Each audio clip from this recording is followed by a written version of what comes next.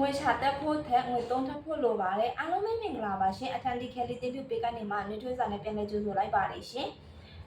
ကျမတို့အားလုံးဟာမိချေဝေါ်တဲ့ကလူသားတွေဖြစ်တာမလို့တနေ့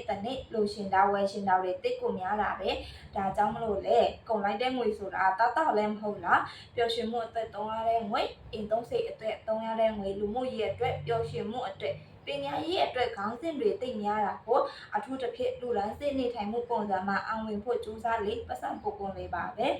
ငွေမသုံးတတ်ရင်တော့နင်ဘလောက်ရှာပလိုင်းပေါက်နဲ့ဖားကောင်းနေရမယ်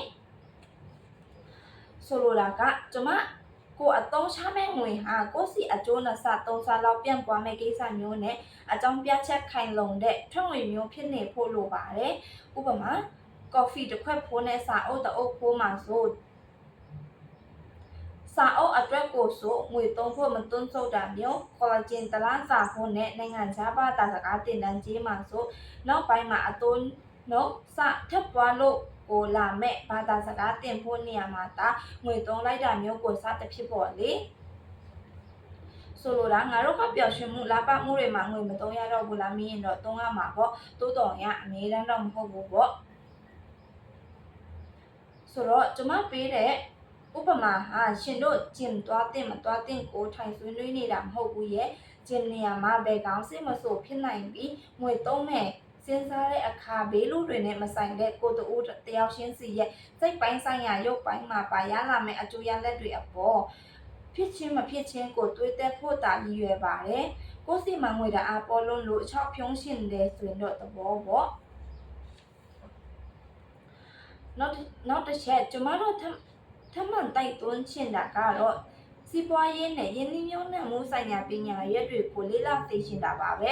ငါတို့အသက်ငယ်ငယ်လေးရှိသေးတာတော့ဆိုပြီးလက်ဖို့ဖားဖို့စားဖို့တောက်ဖို့နေရာတွေမှာပဲအချိန်နဲ့ငွေကအသုံးမပြုပါနဲ့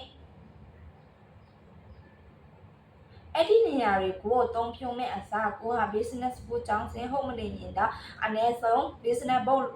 တွေလောက်တော့ဝယ်ဖတ်ကြပေါ့ကျမဆိုလိုတာက MBA ပြည့်တက်ခိုင်းတာတော့မဟုတ်ဘူးပေါ့လေကျမကချင်းတို့ကို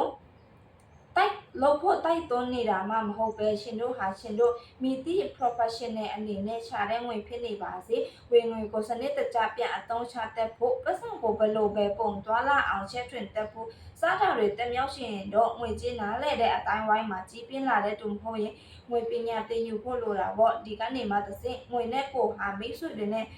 ပို့ဖွက်နိုင်ပြီးစောစောစီးစီးပြင်ဆင်ယူလာနိုင်ရင်တော့ရောမကောင်းဘူးလားပေါ့လေဒါကြောင့်ကျမဟာငွေစုဖို့တဲ့ငွေသုံးသက်ဖို့မှာတာဖို့အကြံပြုတာပါပဲပတ်စံသုံးသက်ဖို့ရမှာအမျော်အမြင်အရင်ရှိအောင်မှာဖြစ်ပြီးသုံးလိုက်တဲ့ငွေကိုထိုက်တန်မှုထက်ပိုတဲ့အကျိုးအမြတ်ပိုဖြစ်စေထွန်းစေခြင်းတယ်ဆိုရင်တော့ငွေကြေးပညာကိုတလက်စားတဲ့သင်ယူပါနိုင်ငံခြားမှာများလူငယ်တွေကအစstock market တွေမှာဝင်ကစားတာအိမ်ချမ်းမြေဈေးကွက်မှာဝင်ရင်းနှီးမြှုပ်နှံတာစသဖြင့်ကျမတို့ထပ်ပို့တဲ့အခွင့်အရေးတွေကငွေပညာကိုစာရီရောလက်တွေ့ပါတင်ယူခွင့်ရနေတဲ့အချိန်မှာဗာကြောင့်နဲ့ရှင်တို့ဟာလာဖို့ပါဖို့ beauty salon စီမှာဒါအချိန်ပြုံးဖို့ကြီးတွေးနေအောင်ပါလေငွေကြေးပညာကိုလေ့လာရင်းကစီးပွားရေးနဲ့ယင်းနှိမ့်မြှုပ်နှံမှုဆိုင်ရာစာအုပ်တွေများများဖတ်ပြီးကိုပိုင်ဆိုင်ရလာတဲ့ငွေတစ်ကျက်စီတိုင်းကိုကျေးဇူးတင်ချစ်ခင်တတ်ပါလို့ပဲကျွန်မအချင်းချုံထပ်ပြောချင်ပါတယ်ဘာလို့ဆို branded person တယောက်ဆိုတာငွေရှာနိုင်ုံတမကငွေဘယ်လိုသုံးရမယ်ပါကောင်းကောင်းနားလည်တဲ့အရေးတွေးမျိုးရှိမှပြောနေစရာတောင်လိုမယ်မထင်ဘူးကွယ်ဒီအရေးအတွေ့ကိုငကိုပိုင်ဆိုင်ပြီးသားရတာခံစားတတ်မှုပါထက်လောင်းလိုက်ရင်တော့ over ပြောစရာဘာပြောကောင်းမလဲအတိုင်းထက်အလွန်ပေါ့ကဲရှင်တို့ရအခုထိငွေများဆိုစုဖို့လောက်တာစိတ်ကိုနေတော့ပဲလားဒီထဲကနေတခုခုရောက်သွားမယ်လို့သင်ဖြစ်မျှော်လင့်ပါတယ်ရှင်ဗီဒီယိုလေးကအဆုံးထိကြည့်ပေးတဲ့အတွက်အားလုံးကိုကျေးဇူးများတင်ပါတယ်ရှင်